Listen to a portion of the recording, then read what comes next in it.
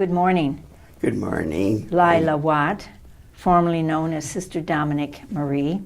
Very good. Yes, it's wonderful to have you here today to share your story. Now, we can't do your whole life in 30 minutes. Oh, no. So I want to hear the most significant, the points that you think are the most significant. All right. And people that you've touched many lives in your lifetime, and there are some that made a different impression than others. So we'll kind of guide you around as we do that. But let's start at the beginning. Where were you born? Tell us about your family, where you went to school. Okay. I was born in Elmhurst, Illinois, 1929.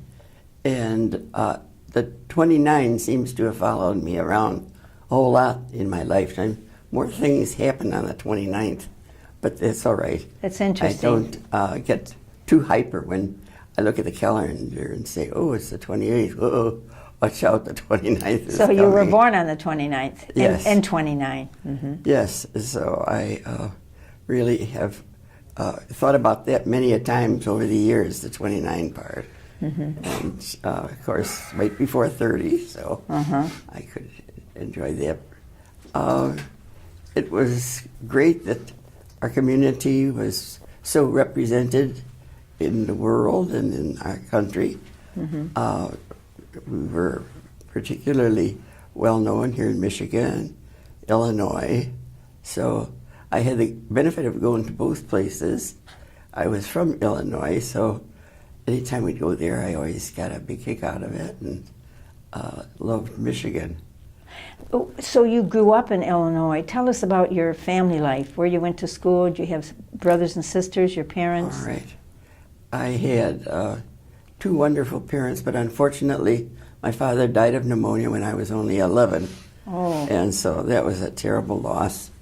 But we still had many a laugh over the years, and I remember my brothers and I could enjoy things. I had three brothers. I was the only girl, so I was outnumbered right there, Were you special then? Yeah, I had to really kind of finagle things through my life, try to outfox the guys. So where did you come in the order of, you had an older brother? I was the second child, so I used to lord it over the two younger ones, but they were sweetie pies. So the three of us got along real well.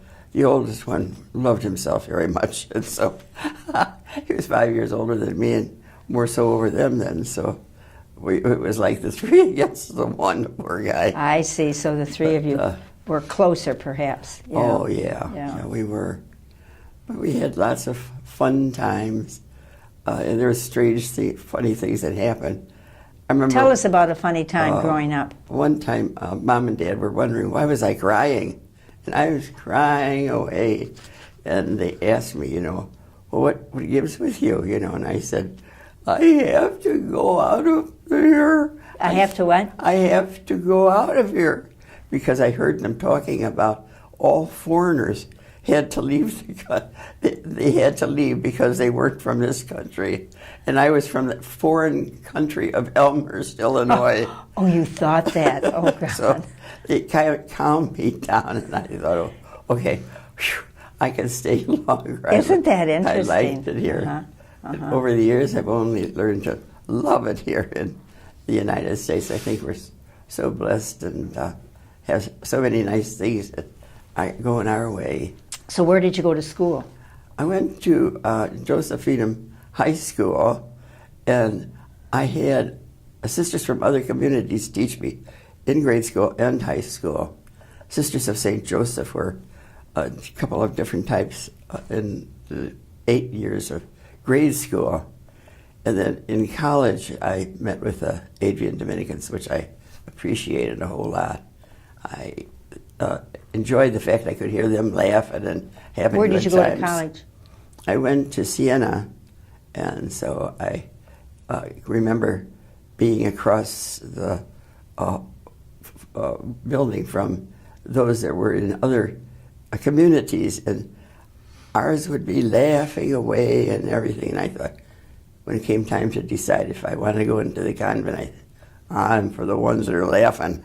I want to enjoy life. I don't want to be long-faced and sad. Was there one in particular that was influential in your decision? Yes. Well, actually, no. More like a bunch of them. They adopted me because I was sort of an outsider. And I really loved it because then I got more attention. And you didn't get attention at home being the only girl? You'd think I would have. Well, I did. But you know how you just feel you can't get enough. So, right. So you went to Siena. How did you hear about Siena? I went to St. Joseph's High School. And so... Here, the academy? Here, yeah. Oh, I see. And so it was right there on campus. Okay. And so when it came time to decide where they want to go, I remembered how they were a happy lot, seemed to be enjoying going to college. And I went around to other colleges, and it seemed so somber and, I don't know, hands under their scapular and eyes cast down, and I thought, do they ever smile? But the Adrians did. They didn't smile. They laughed, and they had good times. That is something we keep hearing. Yeah. As our women were making choices, and a lot of them, you know, were connected with other congregations, but with the joy. And I think it makes a big difference when you think, well, I'm going to spend my life with these people. What are they like? And then they say, to that one. So then when you entered the convent, you entered the Adrian Dominicans, and then through the formation, and then your many significant missions that you were on. What did you teach? I taught commercial courses. Okay. I had been a secretary for 3 years before I entered the convent. And so I found it interesting and could see what the students were doing, and they appreciated what I was teaching them. I taught grade school sometimes, and they wished I was going, and I wished I was too. So it was terrific to be with people that really liked what they wanted to learn. Yeah. Yes, and they just were ready to gobble it up. It wasn't unusual for them to be after school doing something in the commercial field so that they'd be real good at it, because they could see that this was going to also influence their life after they graduated from school. So I was way ahead on that. They liked everything about what I was offering them. Good. Yeah. Good. So. And you made it interesting. I tried to make it funny if I could or something. Is there one significant experience that you recall from your ministry of business teaching? Student or a place or parents? One time at one convent, we had a bomb scare. So we all stood in the hallway and debated the matter. The convent was going to be bombed. And when was this? What year? About 70 something. 67, yeah. Okay. And so we debated for quite a while. Finally, I guess somebody found out about it from the outside and came and asked, "Did you get a bomb scare?" We said, "Yes." And they said, "Why are you still in this building?" "Oh, we should leave it." So we left the building, but that made the newspaper and the television. And they so thought, it was the convent. These are the dum-dums that teach our kids. Don't even have enough brains to get themselves. No, because you had great faith. No, we just played for dumb. You don't tell them that. You had great faith. Great faith that the Lord would take care of everybody, including dum-dums. But we had a lot of fun in our state of mind, and so it didn't keep us back. Did you do another type of ministry after teaching? Well, I actually participated in commercial things, and so I would do them, and I enjoyed them all the more because I had the double thing of having been actively exercising my abilities as I was teaching the students. So it worked two ways. Like, a math teacher is hardly putting into her life what she's teaching, and it's a separate thing from what's going on in her life. You don't start a conversation with your friends about something regarding math, but you might make a joke about what happened with the typewriters or the blimey office machines went haywire that day, and you were supposed to be giving a demonstration, and you're, oh no, why is this happening now? You're demonstrating for some other teachers or something. If you had a choice now to pick another field of study, to pick another area that interests you, what would it be? Religion, probably. Oh, okay. Why?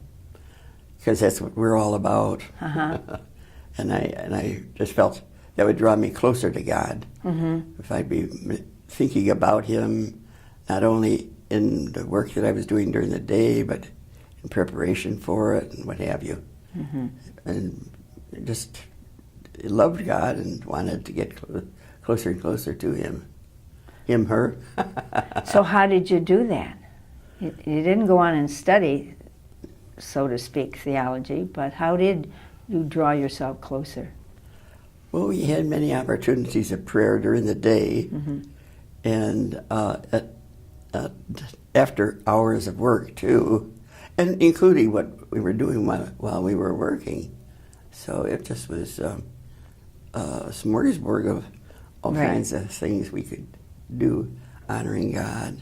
And you certainly have many opportunities here on campus. Oh, yeah, definitely. What got you to campus, and when did you come to the Dominican Lives Center? It was at the St. Joseph High School. And so that was an easy choice then to look over and see what was going on at the college, St. Joseph's College. And so when I decided anything about religion, I just said, oh, well, that's where I can go to get more information. And I did. So.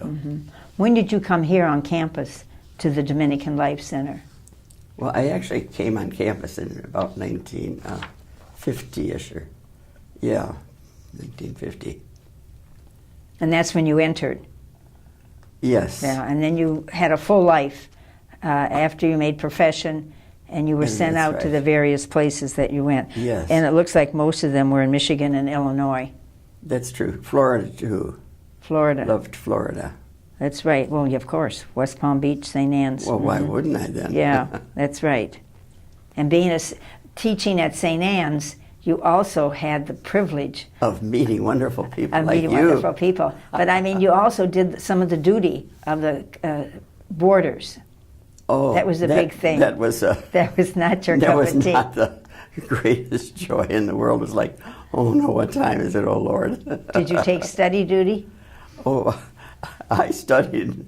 Pray God that one or two of them would do, and look at the doorway to make sure the superior wasn't standing there, and I'd have to use something about coughing, and that meant I know that was a challenge. Start behaving yourselves. But yes, I think the kids enjoyed having you on duty. Back to becoming a sister. Today, in whatever year this is, 2019, in vocations, what is it that you might say to a young woman about religious life, about entering? I just tell them that, or I'd ask them, where are you going after your death? And ask them, have you ever thought about what you could do in preparation for that? And how do you like it here? What about the people here? Do you like them? Do they seem as though they're pretty happy people and have a purpose in life? People don't have to enter the convent. No, they can be good and think about the Lord. Don't have to spend all their time in church or chapel or something like that. So kind of feel at home with them. And you're saying to the young women that are here on campus? Yeah. Yeah. And you meet a lot of the aides and the nurses. I do. Oh, and we dealt with them a lot.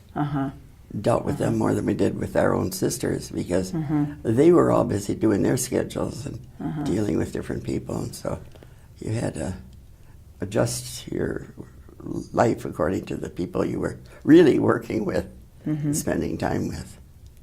And so you're spending time with a lot of the young women here at Yes, I am. Maria. And so that was a real blessing. And then when someone would go into religious life, I'd be so thrilled. When they'd come out, I'd think, well, they gave it a chance. That's right, that's right. But there is a place for some people right now into this lifestyle. There is. Yeah. Some stayed, some left after a short time. Some just gave it a little thought and said, no, I don't think it's for me. And that was all right. So why did you stay? Just felt very drawn by God to lead this, to be with Him, to lead a life close to Him. Notice I'm saying Him, because I oftentimes would use that pronoun instead of her. I don't know. The church and everybody seem to make God masculine all the time. God was masculine, Jesus was masculine, and so sometimes I got a little hung up on that, but later on I'd say, well, that's not necessarily the case at all. Christ could be something quite different than what we have in mind. Just like the Holy Spirit. I can't quite see this bird flapping around. This is God. It doesn't quite strike me the same way. If you could redo anything in your life, what would it be? It won't happen, but what would it be? Probably watch what I ate. I seem to have had a battle with what I ate and dieting and everything during my lifetime, so I would try to control myself better on that score, because I just and I think that was part of it. Every time I'd be dissatisfied or unhappy, I'd resort to food, which is not a good way to live. But I know I'd accuse myself of that. So tell us to watch what we eat, huh? I should watch what I eat. You don't have to worry about what you eat. You're already... But you certainly have been a delight and a sense of nourishment to many of us. Well, that's true. In your lifetime, you really You'd have. say, well, boy, if she's that happy over eating that cream puff, I might as well take one too. Oh, golly. How do you spend your day here? Oh, my schedule now is dealing with the girls in the different classes, and then also people doing things like the office kind of things, the typing shorthand, the machines, and so I am involved with a lot of them and walking around the classroom, and maybe people were having some difficulty with something and assisting them and trying to get something to work that had conked out. We have more trouble with machines breaking down, and people have to use them if they're in a class like that.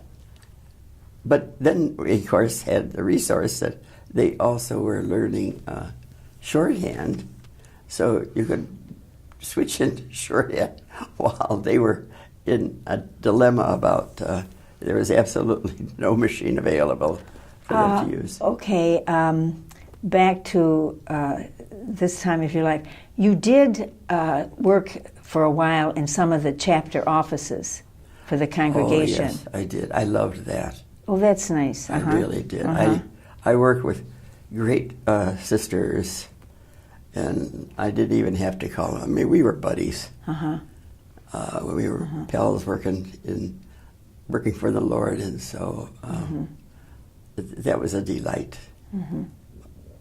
That whole period of time. Your vacations now are here. But have you had some exotic vacations in the past that you enjoyed? Well, actually, I lived in Nassau for a while, and then if I'd go back to Nassau for a little visit, that always was great fun. Oh, that's good. Because I knew the people, knew the things, knew where to go, Mm-hmm. and could watch what I was. So you were in Nassau in the 60s. Yes. Mm-hmm. And got to know a lot of the people, and some of our sisters were there too. But then I've been asked, why don't I go back, a couple of years ago. Well, they're all gone now, those that I knew that way. And it's different. And actually I can put into practice a lot of the things that I did then now. Mm-hmm. So I don't have to go to Nassau to do some But of those things. those were meaningful and significant. Oh, yeah. Yeah, yeah. Really was great. Now, do you have nieces and nephews with these brothers? No, I don't, unfortunately. Okay. None of my three brothers married and had children Okay. of their own. One married a woman who had a child of her own, but it wasn't the same. Mm-hmm. And then they died off, so I hardly knew them. Mm-hmm. But So I've sort of been jealous of people that did have all of that. Mm-hmm. And then my father had died when I was so young compared to others. But Mom lived a good life, long life, so I had her, and she was so loving. I think I figured out that she was so proud of me being a sister. Oh, I okay. can remember her sending me boxes of holy cards to pass around to the kids when I told her how they responded so well, and you'd give them some little token like that, and she personally was proud, I think, that I was a nun. If we go to church, she'd put me right up close in the front where people would be. She was proud, yeah. Sure to, yeah. And your dad, he died too early that he yeah, would. Yeah. He never saw me as a nun, that's No. right. Yeah. Anything else you want to share with us? Sister Dominic Marie, Lila Watt. Oh, Lila's very happy that I'm living with such a wonderful group that are so cheerful, religious, holy, but a lot of fun. Right now. I shouldn't have said but it's people have an image of sisters in their minds, and ours is not really that way. It's so much more fun and nice than that. You mentioned at the beginning about how that number 29 was so significant to you. Can you recall something special that may have happened when you were 29?